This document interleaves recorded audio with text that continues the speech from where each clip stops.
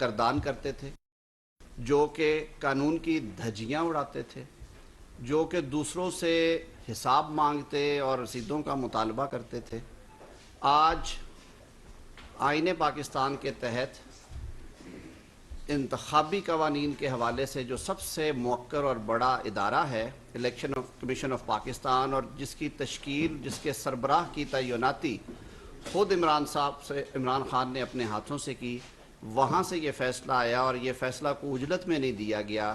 اس فیصلے کو جو کہ اسپیکر قومی اسمبلی کے ریفرنس کے نتیجے میں دیا گیا ہے، اس پہ الیکشن کمیشن نے انہیں نوٹس کر کے ان کو اور ان کے وکلاء کو بھرپور موقع فراہم کیا کہ وہ اپنی صفائی میں جو دستاویزات، جو کاغذات پیش کرنا چاہتے ہیں وہ پیش کریں۔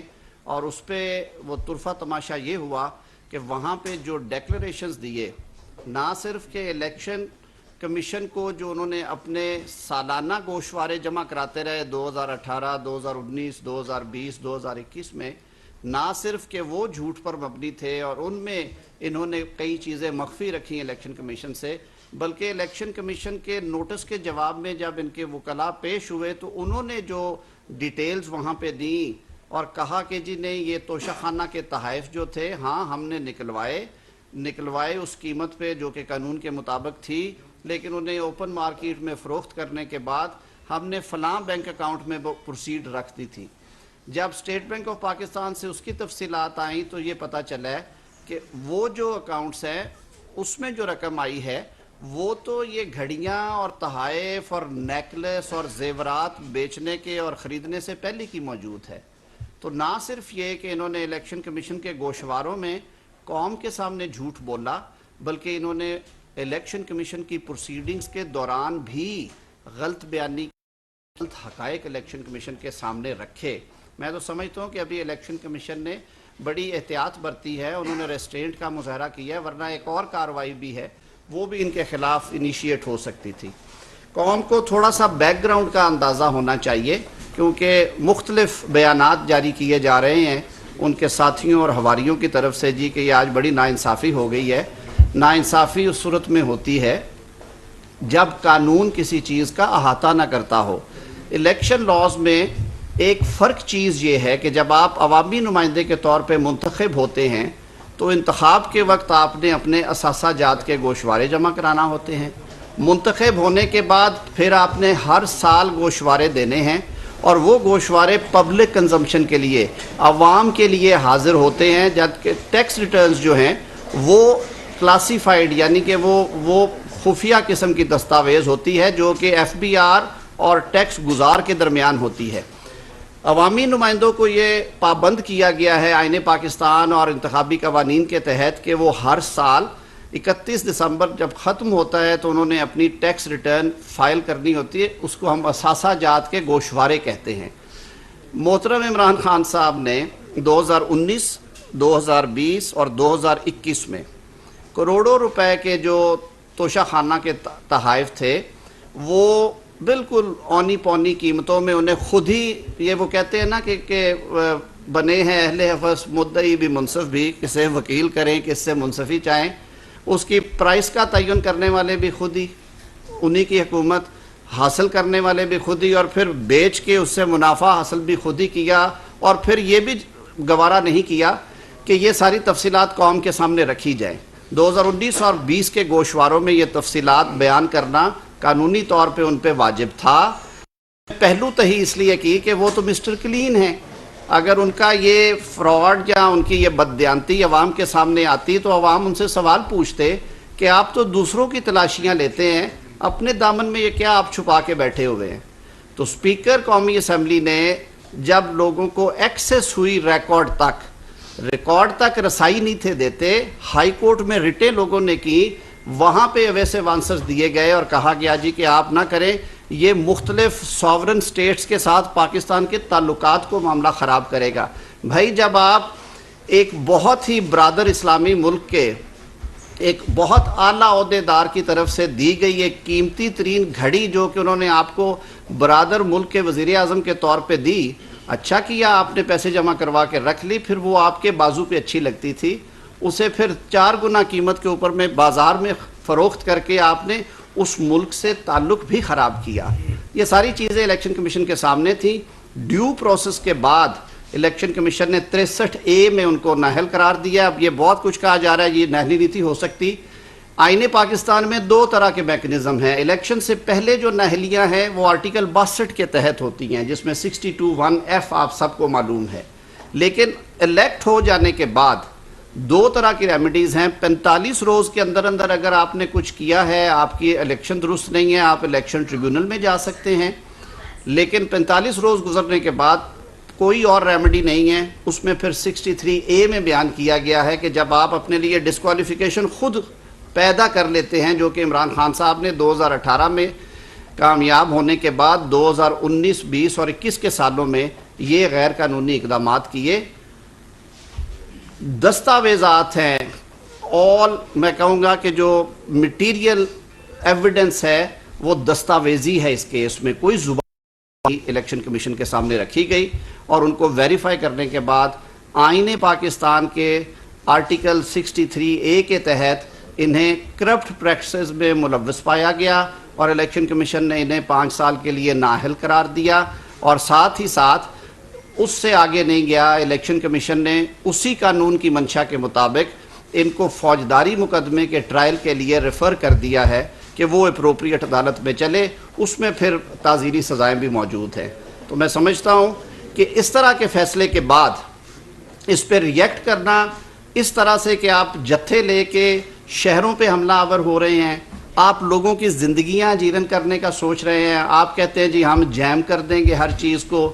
آپ نے الیکشن کمیشن کے باہر جو آج حال کیا ہے, گولی چلانے سے بھی اعتراض نہیں کیا. ایک مقدس ترین ادارے کے پریمیسز میں اس طرح سے قانون کو ہاتھ میں لیا. وہ تو قانون اپنی اس کی کارروائی کی جا رہی ہے. لیکن خان صاحب آپ تو ہمیشہ سٹیج پہ کھڑے ہو کے کہتے تھے کہ آپ عدالتوں کی بات نہیں مانتے. اپنے سیاسی مخالفین کو تو آپ کہتے تھے کہ آپ فیصلوں پہ تنقید بھی نہ کیا کریں. اور آپ تو خود کہتے تھے کہ جس دن مجھے کسی عدالت نے بددیانت ڈکلیئر کر دیا میں خودکشی کر لوں گا, میں سیاست چھوڑ دوں گا ساری عمر کے لیے. آپ کی فورن فنڈنگ بھی پکڑی گئی, آپ کے مزاج پہ گراں گزری, اور اب آپ کی اپنی ذاتی چوری پکڑی گئی ہے. تو میرے خیال میں آپ کو قانون کا سامنا کرنا چاہیے. جتھے لے کے لٹھ برداریاں کرنا, گولی چلانا, لوگوں کی زندگی جو ہے اسے جیرن بنانا, یہ کسی قومی رہنما کو زیب نہیں دیتا. بسم اللہ الرحمن الرحیم. آج میں سمجھتا ہوں کہ پاکستانی قوم کے لیے بہت ایک خوشی کا دن ہے اور پوری قوم کو شکرانے کے نفل بھی ادا کرنے چاہیے کہ ایک فتنے سے پاکستانی قوم جو ہے وہ آزاد ہوئی ہے. اور ایک ایسا شخص جو اپنے آپ کو اتنے سال صادق اور امین کہتا رہا, آج ثابت ہوا کہ نہ وہ صادق ہے نہ وہ امین ہے.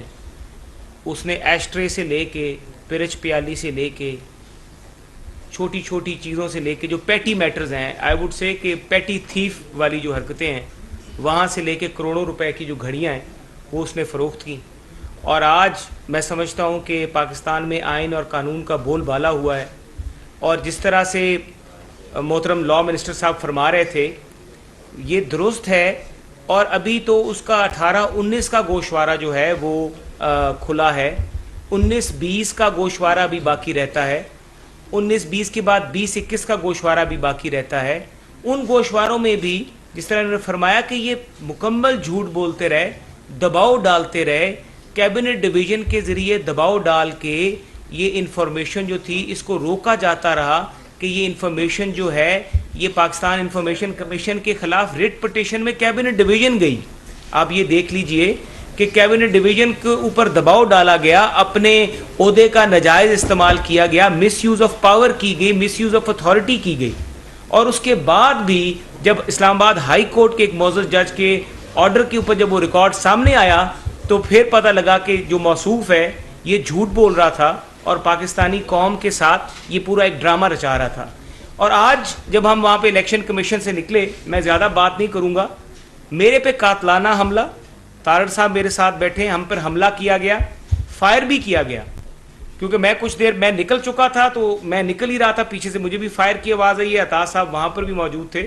تو جس طرح کی یہ حرکت کی گئی ہے, میں خان صاحب سے کہتا ہوں کہ آپ نے پاکستانی قوم کی یہ تربیت کر دی ہے.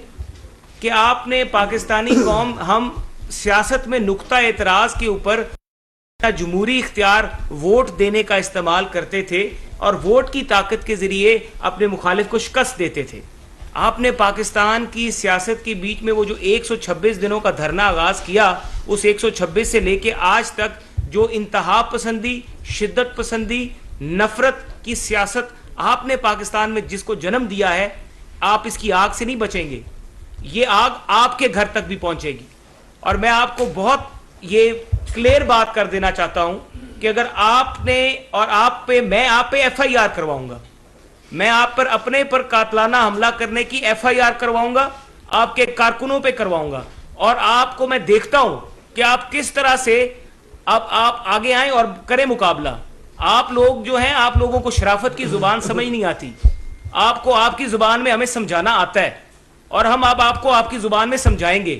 کسی غلط فہمی میں نہ رہیں کہ یہاں پر اب پھر آپ وہی ڈرامہ کریں گے, چڑھ جائیں گے, لشکر کشی کریں گے, چڑھاؤ کر دیں گے, پارلیمنٹ پہ حملہ کر دیں گے. اب آپ کے وہ دن جا چکے ہیں. اب آپ وہ ذہن سے نکال دیں کہ اگر آپ نے اپنے جتھوں کے ذریعے حملہ کروانے کی کوشش کی تو آپ بھی سلاخوں کے پیچھے ہوں گے. یہ الیکشن کمیشن کی جو سزا آپ کو ہوئی ہے وہ سزا تو بعد کی بات ہے, اس سے پہلے ہم آپ کو اس سے اندر آپ کو جیل میں لے کے جائیں گے. ہمارے پاس ویڈیو فوٹیج موجود ہے. آپ کے کارکن گیٹ کے اوپر اس طرح سے ہم پر حملہ آور ہوئے. ہمارے کارکن جب پناما پیپرز کا فیصلہ آیا وہ دن یاد کریں. آپ کے جو لوگ باہر نکلے, کسی پہ فائر ہوا, کسی پہ حملہ کیا گیا. آپ لوگوں نے تو آج پاکستان کے آئین اور قانون کا مذاق اڑا کے رکھ دیا ہے. یہ پاکستان ایک قانون اور ایک دستور کے تحت بنی ہوئی ریاست ہے. یہ کوئی بنانا ریپبلک تو نہیں ہے کہ آپ اپنے لوگوں کو اس طرح سے ٹرینڈ کریں اور آپ کسی غلط فہمی میں نہ رہیں. یہ میں آپ کو بڑے آرام سے بھی بتا رہا ہوں اور سمجھا بھی رہا ہوں. اپنے لوگوں کو سمجھا لیں کہ اس طرح کی اگر وہ ایک دفعہ کریں گے تو ہم 2 دفعہ کریں گے, اور اپنی حیثیت میں رہیں. اس طرح کی حرکتیں کرنے سے آپ سمجھتے ہیں کہ آپ ہم لوگوں کو دباؤ میں لے آئیں گے, آپ سمجھتے ہیں کہ ہم ڈر جائیں گے. جس دن ہم نے آپ کے خلاف یہ کیس دائر کیا تھا اس دن ہم نے ہر چیز اپنے ذہن میں رکھ کے کیا تھا یہ کیس دائر, اور ہم بالکل نہ ڈرنے والے نہ پیچھے ہٹنے والے ہیں. اور انشاءاللہ تعالیٰ ابھی تو پہلا کیس ہے آپ کے خلاف, ابھی اس کے بعد ہم اور بھی کیس کریں گے, اور ہم آپ کو آپ کے منطقی انجام تک, جس کی آج پہلی کیس تھی, آپ کو آپ کے منطقی انجام تک لے کے جائیں گے. اور پھر آپ دیکھتے ہیں, پھر میں دیکھتا ہوں آپ کیا کرتے ہیں. اور میں آپ کو سمجھا رہا ہوں اور آپ کے ورکروں کو بھی کھلی وارننگ دے رہا ہوں کہ اگر کسی نے اب اس طرح کی حرکت کی, اور یہ کوئی حرکت کی جو آج الیکشن کمیشن کے دروازے پہ ہوئی ہے, تو اس سے اور برا جواب ہم آپ کو دیں گے. آپ کسی غلط فہمی میں نہ رہیں. بہت شکریہ. بسم اللہ الرحمن الرحیم. بہت شکریہ جی. یہ جو بدترین قسم کی چوری ہوتی ہے وہ چوری اس قسم کی ہوتی ہے کہ کوئی دوست ملک کا سربراہ عمران خان کی ذات کو نہیں, وزیر اعظم کے عہدے پر بیٹھے شخص کو اس ملک کی تکریم میں کوئی تحفہ دے, اور آپ اس میں 3 قسم کی چوریاں کریں. پہلے تو یہ کہ وہ تحفہ لے کر اس کو ڈکلیئر نہ کرنا, اور ایک ایسا وزٹ بھی ہے, میں تھوڑی اس پہ روشنی ڈالتا چلوں, کہ ایک ایسا وزٹ ہے جس میں تمام وزراء نے گفٹ ڈکلیئر کیے ہیں انکلوڈنگ فواد چودھری. اکیلے عمران خان صاحب نے گفٹ ڈکلیئر نہیں کیا ہوا. اس کی 2 وجوہات ہو سکتی ہیں کہ آپ اتنے گئے گزرے ہیں کہ اس دوست ملک نے سوچا کہ اس کو کچھ دیں گے یہ تو بیچ دے گا, باقیوں کو دے دو, وزیر اعظم جو ہیڈ آف ڈیلیگیشن ہے اس کو کوئی چیز مت دو. ایک وجہ یہ ہو سکتی ہے.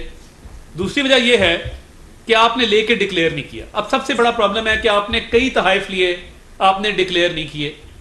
ڈکلیئر نہ کر کے دوسری چوری یہ کی کہ اس کو بیچا. اس کو بیچنا بہت بڑا جرم ہے. اب جب اس کو بیچا, اس کو بیچنے سے جو کی تھی وہ نہ اکاؤنٹ میں جمع کرائی نہ ڈکلیئر کی. اب through out the course of proceedings کیا عمران خان صاحب کے وکیل علی ظفر صاحب یہ بتانا پسند کریں گے کہ جب ان سے بینک الفلاح کے اس اکاؤنٹ کا نمبر مانگا جاتا تھا کہ ہمیں بتائیں کہ جو آپ نے تحفے بیچے ہیں بقول آپ کہ آپ نے اس کے پیسے بینک الفلاح کے اکاؤنٹ میں جمع کرائے, 25 دفعہ پوچھا گیا ہے, اس کا کوئی جواب نہیں ہے کہ بینک الفلاح کے اکاؤنٹ میں گئے نہیں گئے. یہاں تک کہ انکار کر دیا گیا کہ ہم سٹیٹمنٹ آف اکاؤنٹ نہیں دیں گے, ہم بینک اکاؤنٹ کا نمبر نہیں دیں گے. جو الیکشن کمیشن کو بینک اکاؤنٹ کا نمبر دیا گیا اس میں ہندسوں کی ہیر پھیر کی گئی, نمبر آگے پیچھے کیے گئے کہ کہیں الیکشن کمیشن وہ بینک اکاؤنٹ کی تفصیل حاصل نہ کر لے جس میں بقول ہم نے توشہ خانہ کے گفٹ فروخت کر کے پیسے جمع کرائے, حقیقتاً نہیں کرائے تھے. اب یہ 2014 سے ہم نے بہت برداشت کیا چور ڈاکو. اس سے کبینہ چور میں کہوں گا کہ نہیں ہو سکتا جو پاکستان کو دیے گئے تحفے بیچ دے, پاکستان کو دیے گئے تحفے بیچ کے ڈکلیئر ہی نہ کرے کہ مجھے کوئی تحفہ ملا بھی تھا, انکاری ہو جائے, چھپا لے, اور جب چھپائے تو اس کے بعد کسی اور ملک میں جا کے کئی گنا زیادہ قیمت پر بیچے, اور بیچنے سے جو پیسے ملے وہ پیسے بھی ہڑپ کر جائے. یہ بدترین قسم کی چوری ہے جس کی تاریخ میں مثال نہیں ملتی. آپ کو وزراء اعظم بہت نظر آئیں گے تاریخ میں, اور تحفے بھی ملتے ہیں. میاں شہباز شریف نے ایک مثال قائم کی ہے, آپ وزیر اعظم ہاؤس کی کیبنٹ دیکھیں, شیشے کی کیبنٹ لگی, اس میں تحائف ڈسپلے کیے ہوئے, لکھا ہے کہ کس نے یہ شہباز شریف صاحب کو تحفہ دیا ہے. میاں نواز شریف کرتے رہے ہیں, بے نظیر بھٹو صاحبہ کرتی رہی ہیں. یہ ایک ایسا شخص ہے جو تمام تحائف بیچ کے کھا گیا, ڈکلیئر نہیں کیے, اور اس پہ چوری اوپر سے سینہ زوری کہ